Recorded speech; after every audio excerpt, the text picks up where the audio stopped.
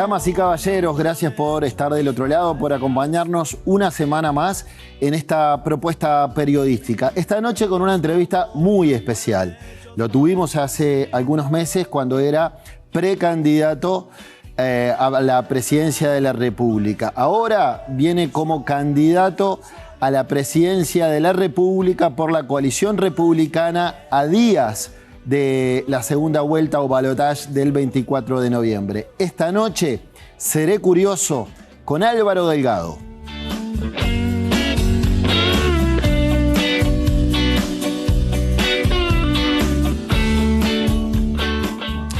Álvaro, buenas noches. ¿Todo bien? ¿Cómo estás, Checho? Todo en orden, todo en orden. ¿Cansado?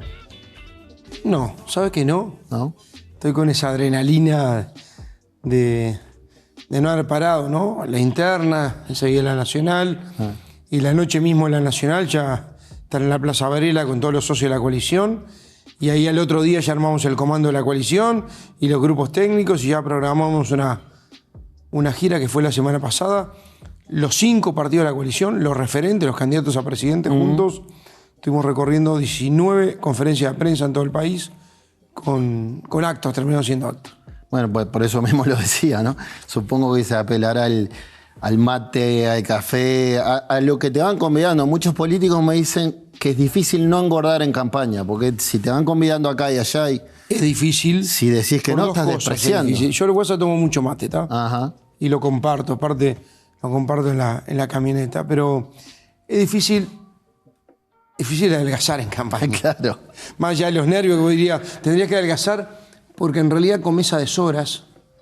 No siempre comes lo que querés elegir. Claro. No puedes elegir. A veces en el medio vas masticando algo. Sí.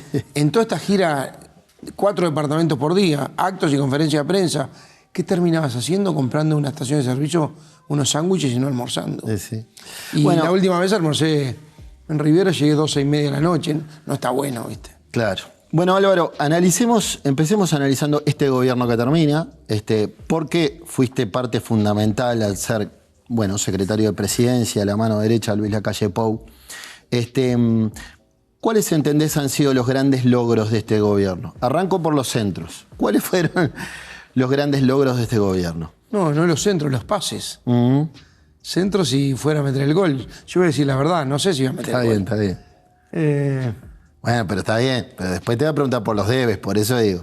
Pero bueno, por arranquemos. Por los pases que le cerro y por los pases que acierto. Está bien. Por las dos cosas. Yo creo que lo primero es cuidar a la gente. Haber cuidado a la gente. Y yo creo que hoy lo reconocen en todo el país, que con aciertos y con errores, con todos los procesos hasta de vacunación, el manejo de la pandemia fue, yo creo que un logro. No sé si el gobierno hizo su parte, la gente hizo la otra. Pero haber confiado en la gente fue una decisión acertada. Haberle dado libertad responsable fue una decisión acertada. No haber claudicado ante la presión política del Frente Amplio, el PIT-CNT, de la cuarentena obligatoria, fue una decisión acertada. El no cerrar la economía fue una decisión acertada. Y después, a pesar de las crisis, que podían haber sido la excusa para empatarla, la mayoría de los países lo hicieron. No hicieron cosas de fondo porque tenían la excusa de las crisis y además subieron los impuestos. Acá no dejamos de hacer lo que había que hacer y además bajamos los impuestos. Se ordenó la economía, se crearon puestos de trabajo, casi 100.000 más. Vamos a terminar este periodo de gobierno. Vamos a terminar con la mitad de la inflación que el 2019.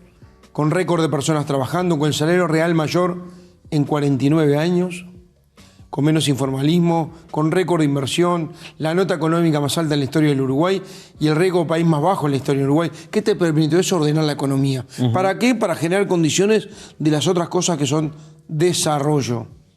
Plan Avanzar para los que viven en asentamientos. El Frente nos dejó 218.000 uruguayos que viven en 650 asentamientos. 60.000 van a terminar con una vivienda digna. Saneamiento para 61 locales del interior. Empezar por la transformación educativa el tercer año. Había que medir costo político y no lo medimos. O la reforma de la seguridad social. Muchos nos decían, van a tener un costo político por esto.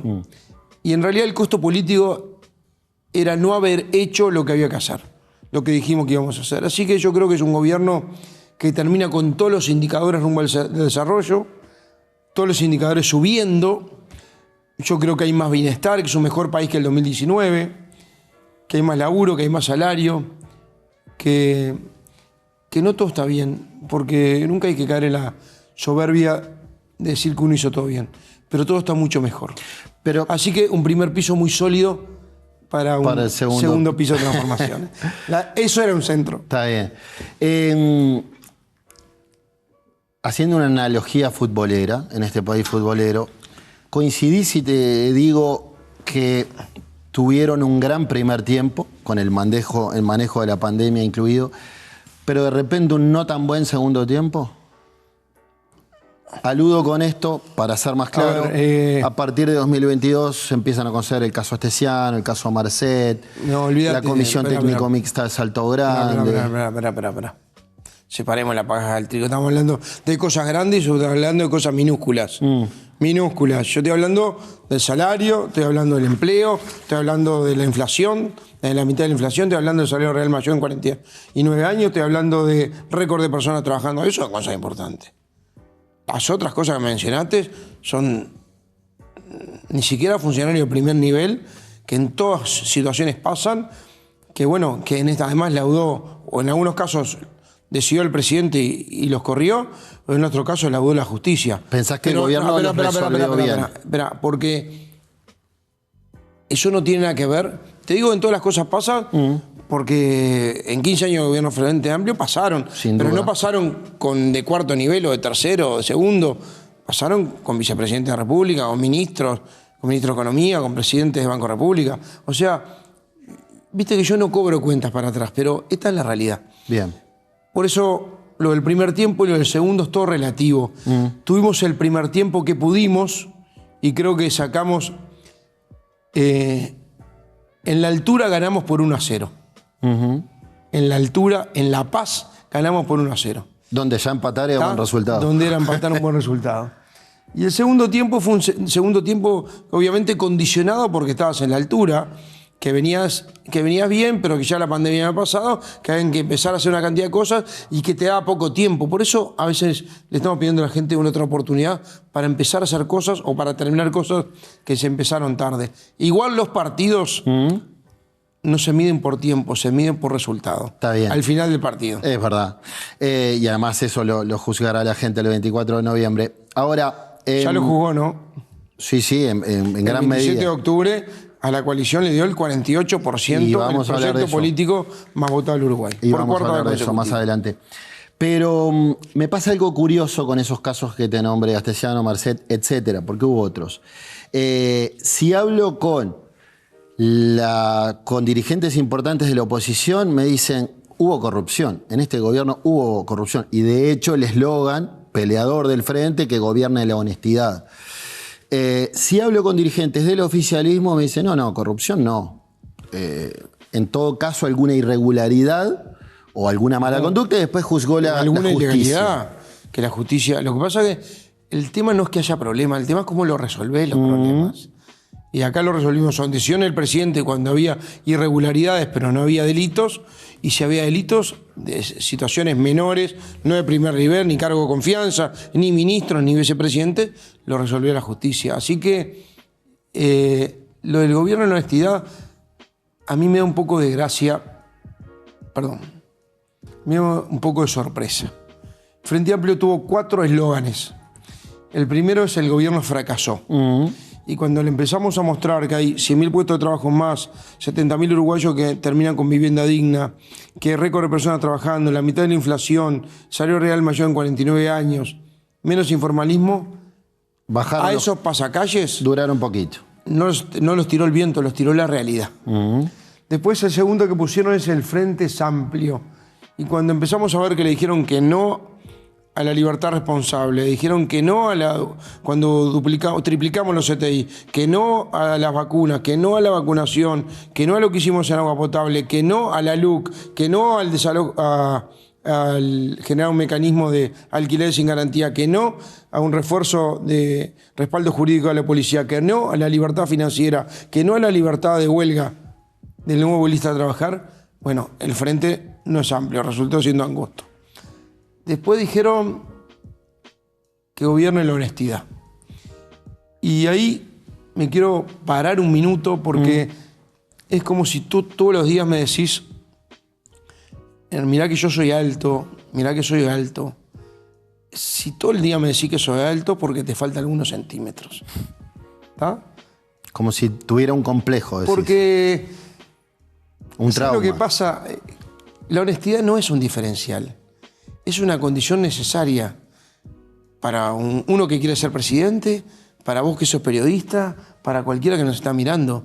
No es un atributo diferencial positivo, es un atributo necesario a una condición humana de buena gente.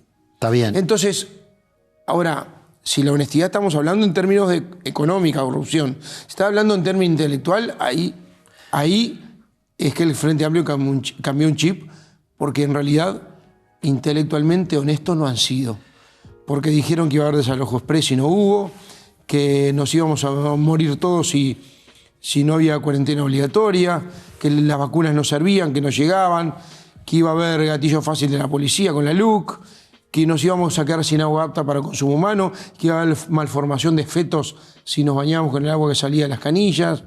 Nos dijeron que iba a haber tráfico de niños con el régimen de adopción de niños. O sea, honestidad intelectual no tuvieron. Bien. Ahora cambiaron de vuelta y hay un cuarto eslogan que es, lo vi por ahí, que lo vi en estos días, es sabremos cumplir.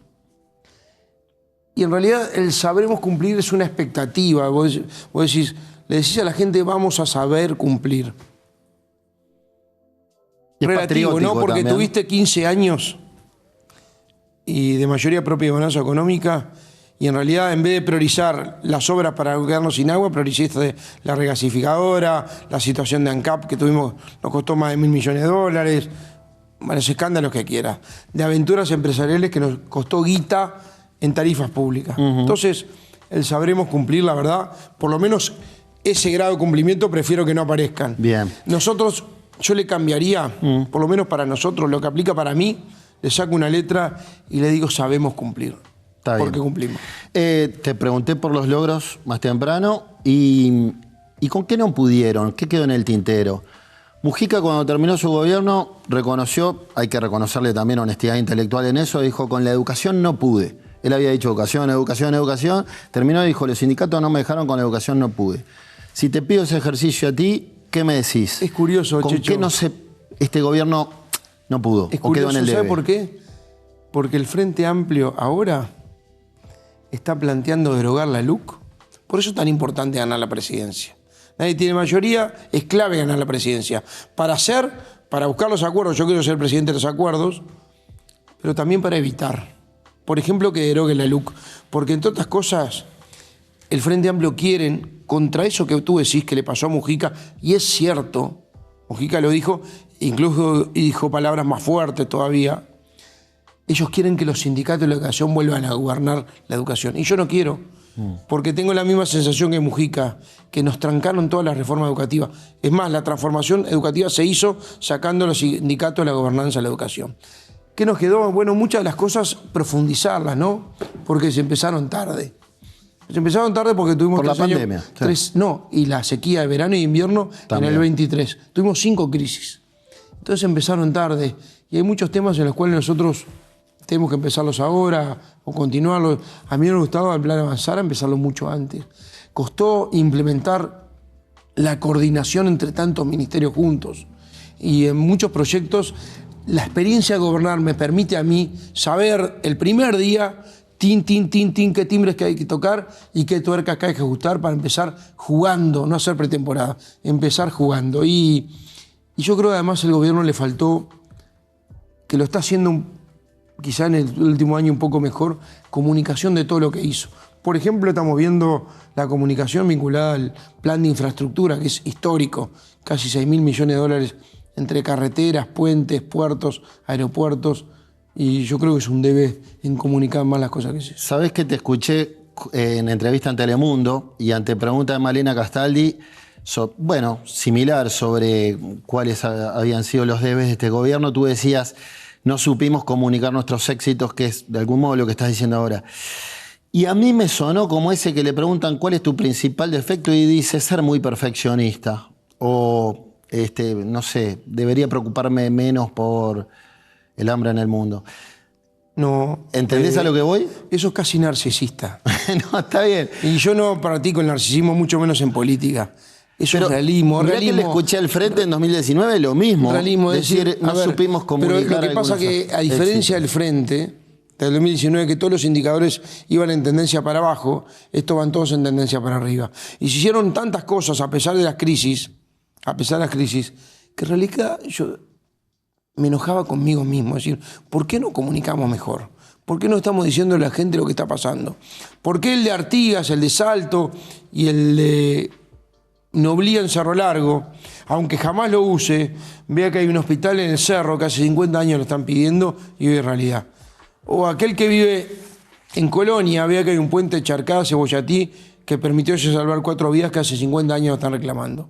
O el que vive en Flores, ve que hay un puente ahí en Picado Oribe que conecta el Río Negro, que no hay que depender más de la balsa para que es lo que es San Gregorio con Durazno. O los que viven en, yo qué sé, en La Paloma, en Rocha, el puente sobre el 329 y la ruta 69, que significa para toda esa zona del país un cambio notable. Está claro. Bueno, esas cosas yo creo que más allá de la inauguración habría que haberlas comunicado más. Bien, vamos a una pausa. Tras la misma estamos conversando hoy con el candidato a la presidencia de la República, Álvaro Delgado. Ya venimos.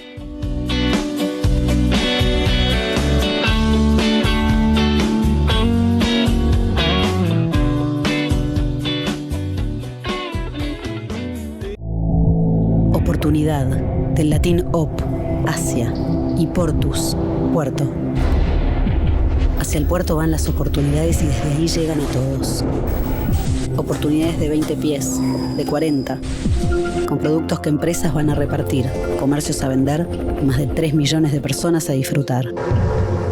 Otras que viajan el mundo en botellas de tanat, cortes de res o granos de arroz. También en cada carga que llega y sigue hacia otros países van oportunidades para el nuestro. Oportunidad es estar frente a algo bueno. Hoy tenemos la oportunidad de convertirnos en una gran puerta de entrada y salida del continente y pasar de ser un puerto modelo a ser un puerto hub regional. Estamos trabajando para ampliar la terminal Cuenca del Plata y sumando infraestructura para estar a la altura de los principales puertos del mundo, para recibir barcos de cualquier tamaño y bandera y así seguir generando oportunidades que queden acá. Terminal Cuenca del Plata.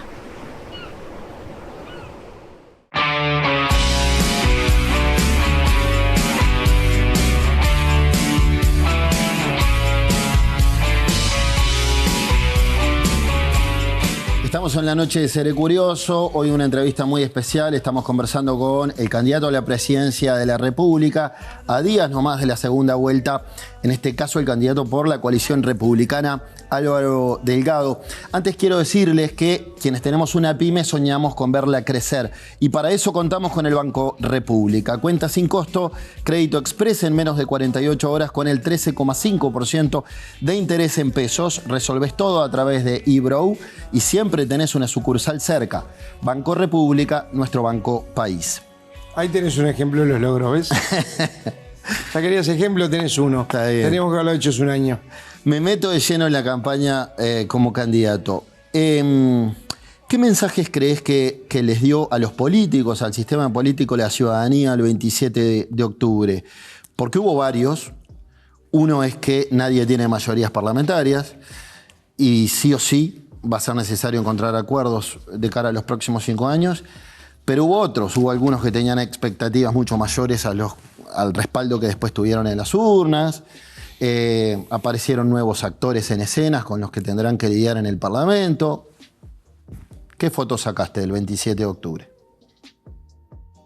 Casi una pregunta, tema libre como en la escuela. No, bueno, es que ¿sabes por qué? No, pero te digo porque te escuché hablar del mensaje que nos dio la gente. Sí, entonces a eso quiero todo ir. bien claro. Yo por lo menos creo haberlo interpretado. ¿Cuál es? Son 3 mensajes. Primero, el mensaje más nítido de todos, que la coalición republicana es el proyecto político más votado del Uruguay. por cuarta vez consecutiva. Lo digo con mucha humildad, pero es un dato de la realidad. En octubre del 19, en noviembre del 19, en la LUC y ahora el 27. La quinta vez va a ser el 24 de noviembre en el balotaje. Ya está, puedes agregar la reforma a la seguridad social si querés. Es otro mensaje. Ni siquiera voy a hablar de los plebiscitos para que veas. Porque a los dos le dijo que no. ¿Tá? Sí, sí. Ese fue el mensaje. También es mensaje que no quieren allanamiento nocturno. Está bien, pero porque los dos. Sí, sí. Fue un mensaje clarísimo, ¿no? En porcentajes bien nítidos, además.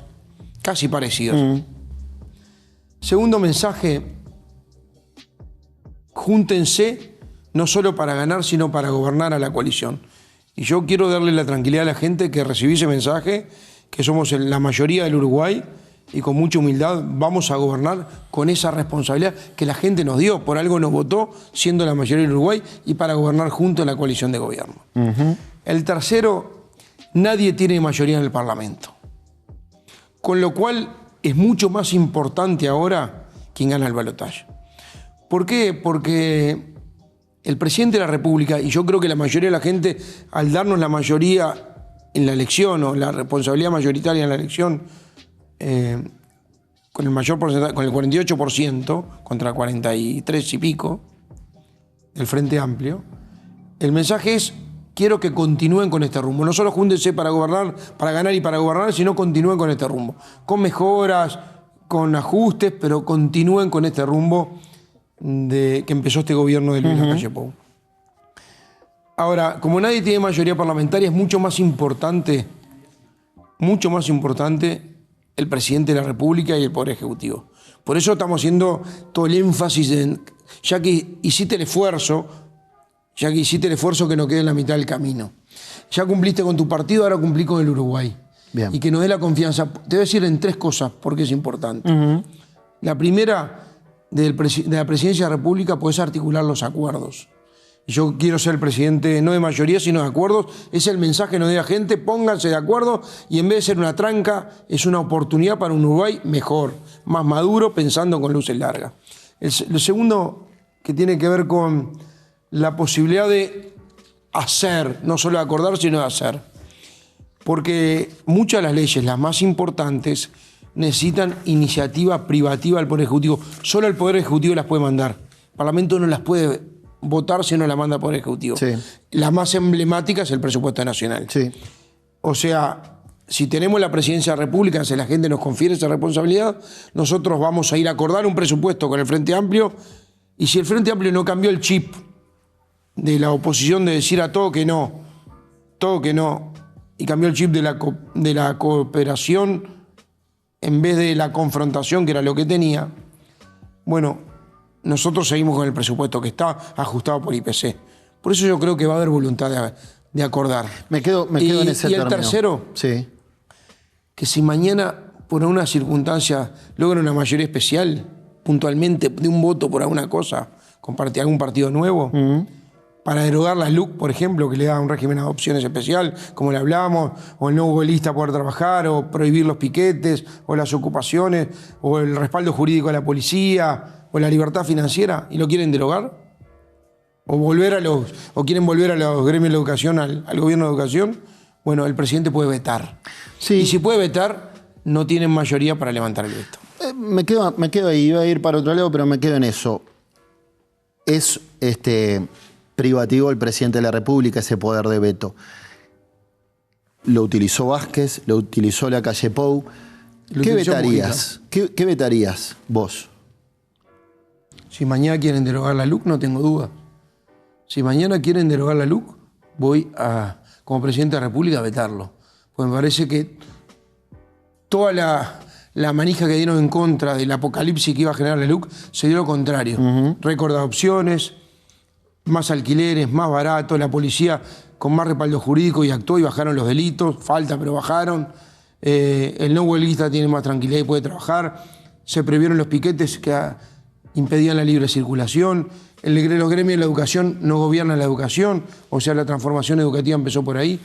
Así que si, por ejemplo, mañana quieren derogar la LUC, bien, o quieren nacionalizar la SAFAP, van a contar con el veto. Y además, por eso es importante en la presidencia, para acordar, para hacer o para enviar proyectos de ley, o para vetar en el caso que haya una mayoría puntual que haga que el país retroceda. Yo no voy a permitir que el país retroceda. Se ha dado una discusión en esta campaña de cara al balotaje sobre quién es más dialoguista, quién es más acuerdista entre vos o Yamandú Orsi. Y Orsi puede señalar que él ha tenido que convencer a ediles blancos para votar el fideicomiso en la intendencia de Canelones, por ejemplo. ¿Cuáles son tus argumentos? Es parte de lo que la gente tiene que comparar. Tienen que comparar trayectorias, tienen que comparar quién está preparado para gobernar, quién tiene experiencia, quién tiene equipo, quién tiene programa. Acá está el programa, escrito, 400 medidas. Y quién tiene credibilidad. No es lo mismo, lo digo con todo respeto y toda humildad, no es lo mismo ser intendente que tener mayoría propia operativa. Orsi tiene 20 ediles de 31 en Canelones. Cuando sos intendente ya tenés mayoría propia, lo determina la Constitución.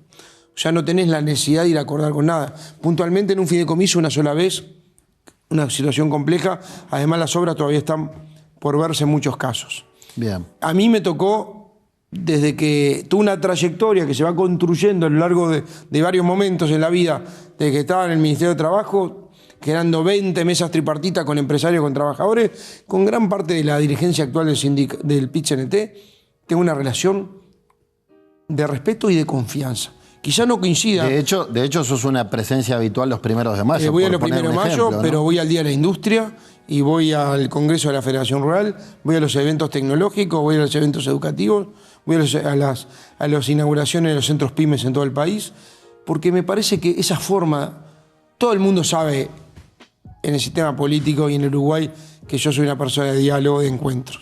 Y que además soy después firme en tomar las decisiones. Y en la presidencia de la República, mucho más que lo públicamente, lo privadamente, hablaba casi todas las semanas con la oposición, con los sindicatos, con los empresarios. Álvaro. No tengo que dar prueba de eso. Bien. ¿Te consta que tu elección de Valeria Ripoll como candidata a vicepresidenta fue una maniobra arriesgada? Muchos creíamos, me sumo, que no iba a salir bien. Era arriesgada. Sin embargo, juzgar por los resultados del 27 de octubre, la gente les dio un espaldarazo. De cara al balotaje, ¿no puede ser la figura de Ripoll un eventual argumento de fuga de votos? Te escuché decir al contrario, puede sumar votos. ¿Qué tipo de adhesiones crees que puede recoger la figura de Valeria Ripoll? Yo estoy cada vez más convencido de la decisión que tomé. Si me decís, ¿fue sorpresiva? Sí, fue sorpresiva. Obviamente te lo daba la espalda con que saliste en la elección interna, el 75%, pero a mí me lo daba también un tema de olfato, ¿sabes? Que tenía que ser cosas diferentes para ir pensando en un balotaje. No pensando solamente en octubre. En octubre nos respaldaron y nos ratificaron la decisión, como dijiste tú. Pero yo pensaba más lejos, pensaba en esta instancia. Y la verdad yo quería darle en ese momento al Partido Nacional y ahora a la coalición esa amplitud de miras, esa sensibilidad diferente que en la historia pasó cuando se dan las oportunidades de ganar es porque trajiste al diferente adentro. Lo trajiste, lo invitaste, nunca le preguntaste lo que hiciste, de dónde venís y lo invitás a construir juntos para adelante. Y Valeria nos da una sensibilidad, un aporte complementario de una madre con una peripecia personal además, la sabemos, un tema de la discapacidad de uno de sus hijos, que es una luchadora sobre todo social, más que sindical, social, descreída a la política, o sea, es una madre, 42 años, va a ser la vicepresidenta más joven del Uruguay, que va a tener la responsabilidad no solo de dirigir la Asamblea General, como todas las vicepresidentas, sino además tener sobre sus hombros, no es poca la tarea de ella, no es poco la responsabilidad, no es poco el desafío, sobre sus hombros tener que representar a la expectativa de mucha gente que vote lo que vote. Casi el 18% de los uruguayos tienen algún tipo de discapacidad. Y están poniéndole toda la esperanza en los hombros de Valeria Ripoll para que sea la llave para que abra las puertas, muchas puertas que nunca se abrieron. Bien. Y que le den esa sensibilidad que en realidad nunca se tuvo. La tuvimos en este gobierno, por eso Valeria tomó la decisión de estar descreída de la política a volver a creer que la política es el instrumento para cambiar la realidad. Las puertas se abrieron contra los prejuicios que podía tener al principio y se involucró a pelear por las mismas cosas desde esta trinchera. Así que estoy convencido que para esas sensibilidades y sobre todo para la gente común y corriente, ¿no?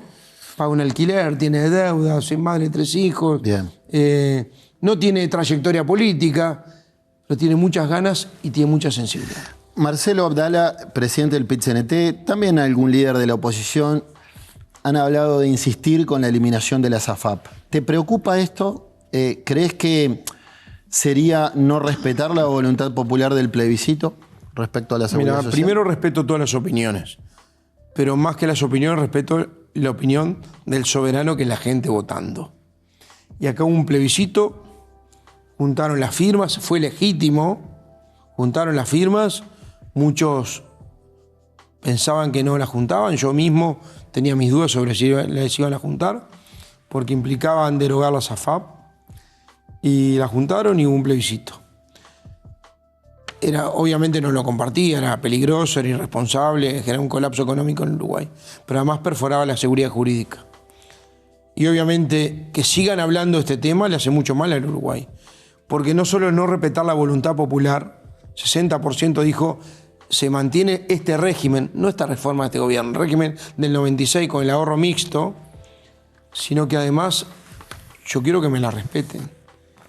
Y yo sé que muchos hablan del 40, que es una señal. Ahora, la voluntad popular se manifiesta en un plebiscito cuando la gente decide y punto. Bien. Y no se puede, ya que te gusta el fútbol, tratar de ganar en la liga lo que se pierde en la cancha. Y sé que algunos... Esto corre para allanamientos nocturnos también, Para ¿no? todos, para todos. Y sé que algunos están intentando, por la vía legislativa, buscar un mecanismo para nacionalizar las AFAP. Algunos dirigentes de primera línea y algún senador electo del Frente Amplio lo ha dicho. Impulsaremos por una vía legislativa, ya no en la Constitución, derogar las AFAP.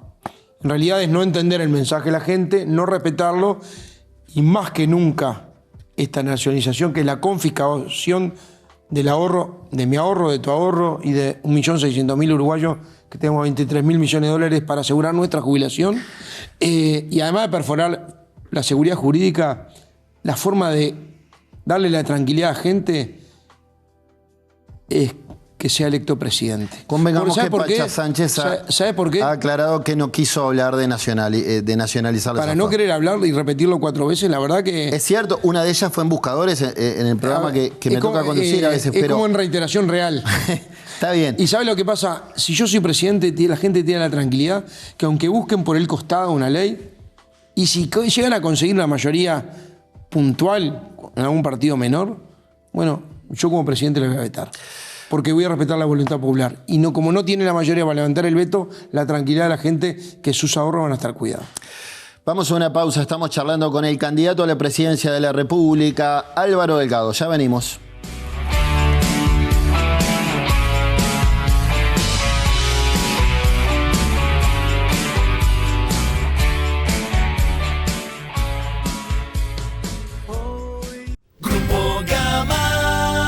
En Grupo Gama trabajamos para hacer la diferencia.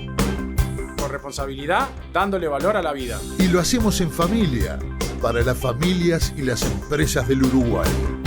Conéctese usted también a Grupo Gama. Con Grupo Gama te sentirás seguro, te sentirás en familia. Todos los emprendimientos tienen una energía especial. Una energía que los hace avanzar, que no los deja detenerse. Una energía que los hace crecer. Para que esa energía emprendedora se potencie, en UTE lanzamos el Plan Inteligente para Pymes, que se le suma al de hogares. Un plan para que las empresas accedan a la energía eléctrica a un precio más conveniente y con garantía de ahorro. Si después de un año pagaste más que con la tarifa actual, te devolvemos la diferencia. Ingresá al simulador en ute.com.uy y pasate al Plan Inteligente para Pymes sin costo. UTE.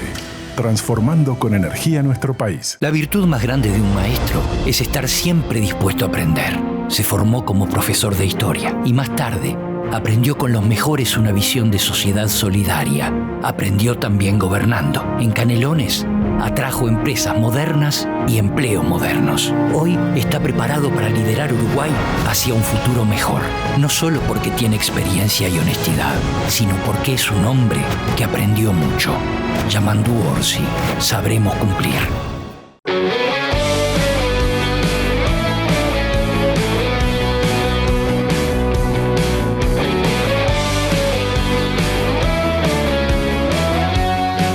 Estamos charlando con el candidato a la presidencia por la coalición republicana, Álvaro Delgado. Álvaro, Gustavo Salle me dijo hace unos días que la calle Pou, bueno, ha dicho varias veces que ha dirigido una asociación para delinquir y demás, y sentado ahí me dijo que si Gabriela Fossati lo hubiera investigado, la calle debería estar preso. Y también opinó sobre vos. Sé que hubo una llamada entre ustedes. Quiero mostrarte un instante de lo que dijo hace una semana en Seré Curioso. Si le tiro cinco nombres, ¿me da una definición? ¿Breve? El presidente de la República, Luis Lacalle Pou. Bueno, cambió mi situación, mi rol. Para mí es una persona que ha incurrido en conductas con apariencia delictiva. Álvaro Delgado, el candidato... Lo acompañó en esa gestión. Valeria Ripoll, su compañera de fórmula. Inestable políticamente. Bueno, después siguió con Orsi, con Fernando Pereira y con Carolina Cose, ¿no? Le tiré nombre de los dos bandos. Y les pegó a todo duro y parejo, ya sabemos cómo es Salle. ¿Qué es el personaje disruptivo que tendrá el Parlamento a partir de febrero? Sé que hubo una llamada, que tú lo llamaste. La pregunta es, en caso de ser presidente de la República, ¿cómo pensás sentarte a negociar o acordar para buscar que se aprueben leyes con una persona que piensa esto del sistema político y de los políticos? A ver, no es el único partido de la oposición, ¿no? No. Digo, yo primero tengo que llamar al Frente Amplio. Y espero que el Frente Amplio cambie ese chip. Pero el Frente no tiene estos tan duros para contigo. Bueno, pero es que espero el Frente cambie el chip. O la y prefiero acordar con el Frente. Primera infancia, pobreza infantil, energía, combate al narcotráfico, yo qué sé, salud mental y adicciones, temas ambientales, temas que necesitan luces largas. Bien. Y espero que se involucre incluso después que acordemos en la gestión de estos temas.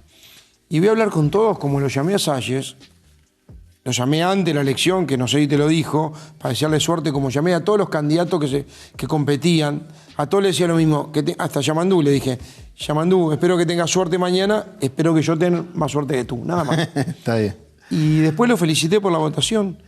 No le invité a formar una coalición, quiero que sepa. Está claro. Y él tampoco lo habilitó, y dijo, después nos juntamos después del 25, él dijo que iba a anular el voto, perfecto, pero respeto republicano. Yo no soy de insultar, te conta, y soy de generar puentes, y voy a hablar con todos. Pedro Bordaberry fue claro al pedir una mayor injerencia en el Ministerio del Interior. Hay quienes van lejos e interpretan que pidió el Ministerio del Interior para el Partido Colorado. ¿Se le puede dar una cartera tan pesada en un gabinete al Partido Colorado? Mira, en realidad yo estoy en la teoría ahora de definir las políticas y acordar lo que están en el programa de gobierno de la coalición. ¿Por dónde vamos? El tema de seguridad es la prioridad. Vamos a actuar con represión, no hay seguridad pública sin represión. Ahí nos diferenciamos el Frente Amplio, donde la palabra represión no aparece, pero no alcanza con la represión. Además, reinserción y rehabilitación, donde el Estado tiene que estar muy presente, más Guardia Republicana, el doble de cámara de videovigilancia, un grupo antimafia.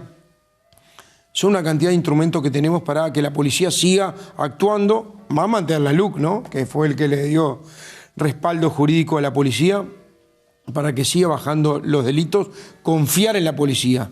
Y hay otra palabra que me separa del Frente Amplio, que es la desprisionalización, que todos sabemos lo que significa decir, aunque sea difícil de pronunciar. Me separa con el Frente. O sea, en la coalición acordamos una línea de trabajo en materia de seguridad pública. Después, ¿quién va a ocupar cada cartera? Si bien todos los integrantes de la coalición van a integrar el Poder Ejecutivo, ni me lo pidieron ni hablamos del tema. ¿Cómo va a bajar el déficit? ¿Cómo vas a bajar el déficit fiscal con el compromiso ya realizado públicamente de no subir los impuestos? Y porque, a ver, obviamente hay un costo del Estado que tenemos que trabajar, ¿no? Yo creo que vamos a un proceso, como acá hay un proceso de confianza responsable, con menos trámites, digitalización del Estado, vamos a no llenar algunas vacantes, ya ha sido público este tema. lo mismo que hizo el Frente en el primer gobierno, de cada 3 nos llenan una, el Frente de cada 3 nos llenaba 2, después terminaron con 75.000 funcionarios públicos más. Pero ahí tenés parte de este mecanismo para bajar el déficit, fue costos operativos, mayor nivel de actividad. Yo creo que el nivel de crecimiento de este año y el que viene está por encima del 3,5%. Eso implica un mayor nivel de actividad, más exportaciones. Así que estoy convencido que con algunos ajustes, claro, tuvimos un déficit fiscal que empezó en 5% al agarrar el gobierno, con un gran desempleo y con una inflación de casi 2 dígitos. Y pasó la pandemia, pasó las 5 crisis, terminamos en la mitad de inflación, terminamos con un nivel de desempleo 3 puntos menos que lo que agarramos, récord de personas trabajando y con un déficit fiscal menor. Todo lo que hubiéramos querido no, pero el camino es ese. El narcotráfico, vaya si es un tema que se ha metido en la campaña, el combate a la inseguridad en general, pero el narcotráfico en particular. Te escuché hablar de unir unas cuantas instituciones interministeriales y ese, bueno, los grupos multifuerza o ese comando antimafia del que hablas. Especificame de qué va ese comando antimafia. Primero, ¿de dónde se copia la idea? Lo más grande. Yo creo que en el tema del narcotráfico es un tema que nos tendríamos que poner de acuerdo todos los partidos. Política de Estado. Debería eso. Porque además no se agota en 5 años. No. Estoy hablando en el cómo, en la seguridad, obviamente vamos a tener diferencias, pero en el alineamiento sobre el tema estratégico, combate al narcotráfico, no debería haber 2 opiniones. Estamos condenando a generaciones con este tema. Con los que hacen plata sin consumir droga, pero hacen plata de quienes consumen la droga, y hacen plata quienes no se manchan las manos de sangre, pero otros se manchan las manos por él. Entonces, este grupo multifuerza tiene una experiencia anterior, que es el grupo antimafia italiano. Lo aplicaron en unos países de América Latina adaptado, que va directamente al patrimonio del capo del crimen organizado y del capo narcotráfico, del narcotraficante, a su patrimonio. E involucrás, obviamente, a la policía, involucrás a la Fuerza Aérea con los tucanos en el espacio aéreo, al ejército en el blindaje en la frontera, las lanchas en la armada, lo que tiene que ver con las patrullas oceánicas, involucrás BPS, DGI, aduana para el cruzamiento de datos, ahora con los escáneres nuevos en la aduana, casi 17 años que no hay un escáner en la aduana, en el puerto de Montevideo. Involucrás a 2 organismos que lo voy a fusionar, que es la Dirección de Inteligencia Financiera del Banco Central y la Senaclaf, la Secretaría de Lavado de Activos de la Presidencia de la República, más la Secretaría de Inteligencia del Estado y la Fiscalía, coordinando información, intercambiando, cooperando en inteligencia. Bien. Para ir directamente al patrimonio, a lo que le duele a los grandes. Sí, sí. Quiero mostrarte un testimonio del expresidente Mujica, quien dijo haber leído, él dice el programa del Frente Amplio, no sé si se refiere a Gobernar entre Todos o al programa previo que leyó el programa del Partido Nacional. No sé si Mujica se refirió al programa del Partido Nacional o de la coalición, pero esto es lo que señalaba el expresidente. Leí todo el programa ese que hizo el Partido Nacional. Es para llorar. No dice una palabra de la ganadería, una palabra del arroz, una palabra del país agroexportador, nada. Lo único que dice es el bienestar animal y un poco el riego. Me daban ganas de llorar, los blancos son del interior y ni se acuerdan del interior. Es para llorar. Lo han criticado por su aparición. Hasta ahí está bien. ¿Tiene razón en algo Mujica? No, obviamente no. Ya Mujica en esto y en lo que salió a decir ahora del congelamiento de los salarios de jubilaciones, que no es verdad, que hubo un acuerdo firmado hasta por el propio Fernando Pereira. Pero que se diga que se bajaron los impuestos. Sabe que no es así. Que se congelaron salarios, que no es verdad. Y que todos saben que no es verdad, porque incluso hubo un acuerdo firmado con el PIT-CNT, Fernando Pereira siendo presidente del PIT-CNT, el 2020, el año de la pandemia, y además bajó el PBI del mundo, y el compromiso fue recuperar antes de terminar el gobierno. Hoy tenemos arriba 2,5 por encima de la prepandemia de recuperación. Pero olvídate de eso. El programa del Partido Nacional habla de ganadería, habla de agricultura de secano, agricultura de verano con riego, habla de un plan nacional de riego, habla de 100.000 hectáreas regadas, con 4 o 5 represas multiprediales. Anuncié la represa de Palo del Pique, que no solo sirve para el arroz, sino soluciona un tema social en 33. Habló de mejorar el índice de preñez, que en realidad lo tenemos estancado hace muchos años en 65%. Habló de mayor nivel de extracción, habló de mecanismo para bajar la faena, mecanismo de liberar eventos sobre todo genéticamente modificados para algunos tipos de cultivos. Hablamos de nuevas pasturas para implantar. Bien. Yo a quien nunca escuché hablar del agro es a Orsi, pero bueno, capaz que el debate es una buena instancia. Hay otro tema que se metió en la campaña, que es la salud mental. De hecho, el candidato colorado, Andrés Ojeda, como que hizo punta en el tema salud mental. Y está bien que así sea, porque Uruguay tiene una triste ubicación en un ranking de suicidios en toda América Latina. ¿Cómo pensás atender el tema salud mental de los uruguayos? Mira, está en el programa La Coalición. Sí, está en el programa Salud Mental y Adicciones. Yo creo que es un tema que tenemos que empezar a ponerlo arriba de la mesa. Porque era un tema como latente, que todo el mundo medio lo ocultaba, pero que son las verdades incómodas que se dicen, ¿sabes? Sí. Sobre todo en jóvenes. Y en la pandemia en jóvenes y en adultos mayores fue donde principalmente afectó. Este gobierno va a terminar con 6 centros ni silencio ni tabú para jóvenes con problemas de salud mental, sobre todo con depresión y eventualmente intento de suicidio, que a veces es consecuencia de esto. De atención diurna, ya dimos pasaron por los talleres 34.000 jóvenes en todo el país. Nuestra idea es generar un centro ni silencio ni tabú para jóvenes con problemas de salud mental en cada departamento. Porque lo primero que necesitas es un timbre que te pueda abrir una puerta para escucharte. Lo primero es escucharte, diagnosticarte, saber que el problema está, que te animes a decirlo y empezar a colaborar. Obviamente hay situaciones más patológicas que tienen que ver con la internación compulsiva y estamos cuatriplicando las camas, generando los lugares para poder aplicar la ley como se debe. Bien. Vamos a la última pausa, ya venimos a cerrar esta entrevista con el candidato a la presidencia de la República, Álvaro Delgado. Ya venimos.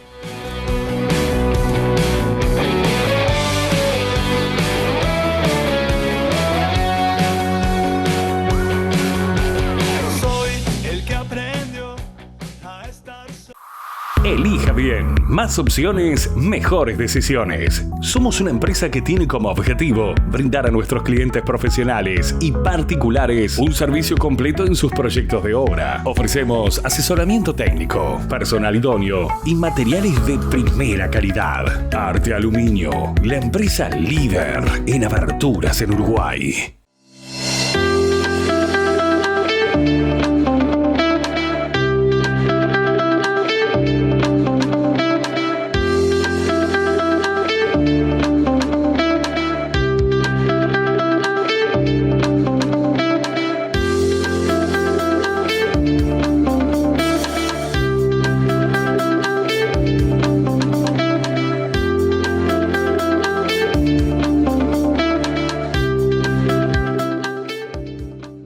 Quiero hablar contigo, que sentís en tu bolsillo el peso de tantas promesas incumplidas. En los últimos años sentimos que los precios han subido por el ascensor y los salarios por la escalera.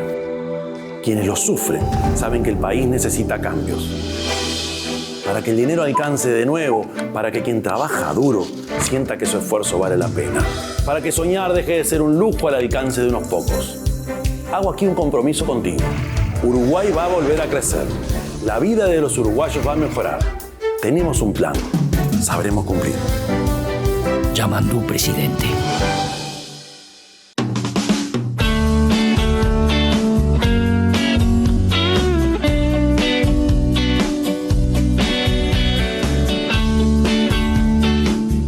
Estamos charlando con Álvaro Delgado, candidato a la presidencia de la República, a días nomás del balotaje del 24 de noviembre. ¿Cuál sería tu primera medida en caso de acceder a la presidencia de la República?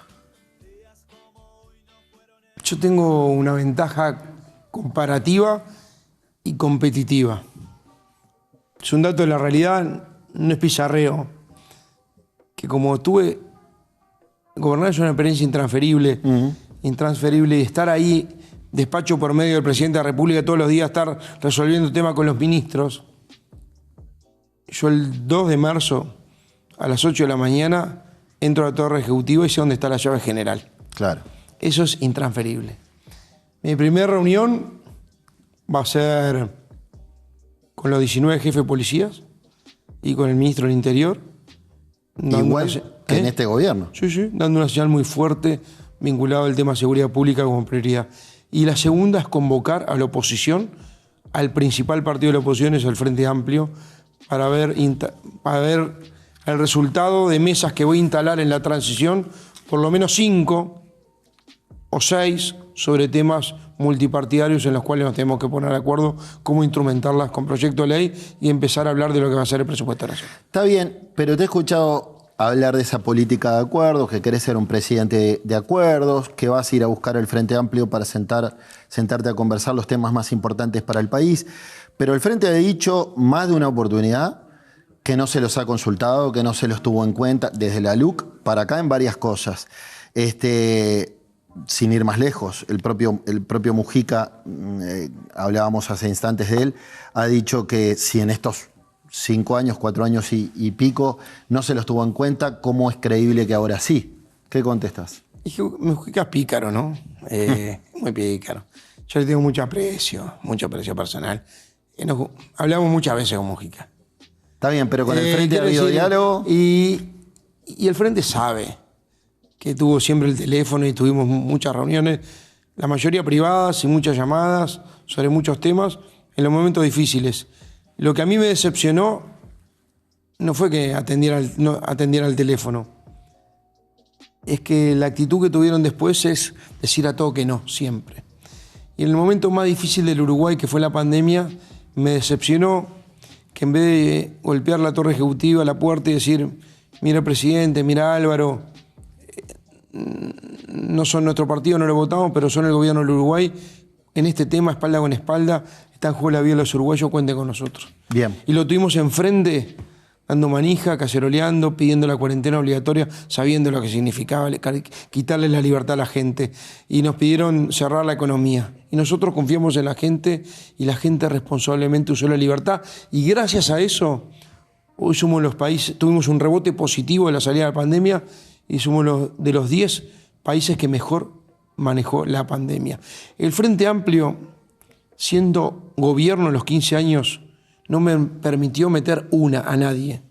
Es más, llegamos a la locura de citar te voy a poner el extremo, ¿no? A una sesión de la Cámara, de una de las cámaras a las 2 de la mañana, las cámaras, porque eran 2, a las 2 de la mañana para votar la entrada, el ingreso de Venezuela al Mercosur, porque Chávez, como hacía siempre, avisaba de un rato para otro que venía a Uruguay a una cumbre y avisó enseguida esa noche y llegaba de madrugada y querían recibirlo con Venezuela, nada más ni nada menos un ingreso al Mercosur. Bien. Y lo llevaron puesto a todos. El Frente no aceptó una propuesta, resolvían la mesa política, lo votaban en el Parlamento, jugabas como nunca y perdías como siempre. Y por eso yo digo, esa fue la actitud de las manos de yeso en el gobierno del Frente. En la oposición el Frente dijo que no a todo. Yo espero que el mensaje de la gente, ellos también lo entiendan, cambien el chip y pasen de la confrontación a la colaboración. Bueno, esa es tu cámara. Aprovechá la oportunidad para hablarle a los televidentes. Quizás muchos estén en duda. Por supuesto que haremos lo mismo con Yamandu Orsi si viene a sentarse en Serio Curioso. ¿Qué le podés decir a la gente? Que en 10 días estamos resolviendo el futuro del Uruguay. Estamos definiendo el futuro del Uruguay.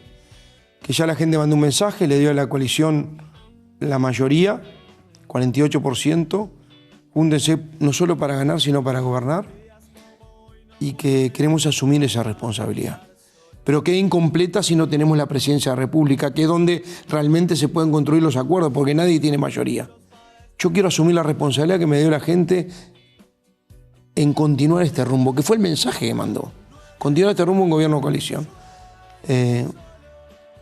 Asumirlo de la presidencia de la República, donde se puede llegar a acuerdos, que la llave para llegar a acuerdos es la presidencia, poder generar iniciativas parlamentarias que necesitan solamente la iniciativa del presidente de la República, el presupuesto nacional, y evitar que el país retroceda, que deroguen la LUC, que nacionalicen la SAFAP. Solo se puede hacer si tenemos la presidencia de la República. Si confirmamos la mayoría que tuvimos en octubre con la mayoría que ojalá en 10 días tengamos. Decirle a la gente que ya cumplió con su partido, ahora tiene que pensar en términos no de Peñarol ni de Nacional, tiene que pensar en términos de Uruguay, y que nosotros le aseguramos lo más importante, que es certezas, confianza y certeza, que yo creo que en este momento, con esto tan convulsionado como está, certeza de un rumbo y un camino, que es lo más importante que le podemos asegurar. Me voy a poner cursi en el final, pero es la pregunta de estilo. ¿Sos feliz? Absolutamente feliz. Hago esta campaña con alegría, con entusiasmo y con muchísima esperanza, con muchísima fuerza. Muy bien. Te vas a llevar los vinos, gentileza de los amigos de Iber. Ahí vemos el pack de esta marca que nos acompaña desde el año pasado, desde el inicio. Así que bueno, a brindar con responsabilidad. Gracias, Álvaro, por esta charla a días del balotaje. Gracias, Checho, por la invitación y un saludo a la audiencia. Muy bien. Señores, gracias por acompañarnos. Si agarraron esta entrevista empezada, recuerden que la pueden ver esta y todas las demás on demand en el canal de YouTube de Trimax, Trimax Live. Ahí se suscriben y pueden ver todos los programas de Seré Curioso. Por mi parte, solo me resta invitarlos al próximo jueves en la pantalla de BTV. Chau, chau. Para estar solo. Días como hoy no fueron hechos para estar sin vos. La verdad no está bien, yo hoy estoy solo. No está bien, pero estoy solo.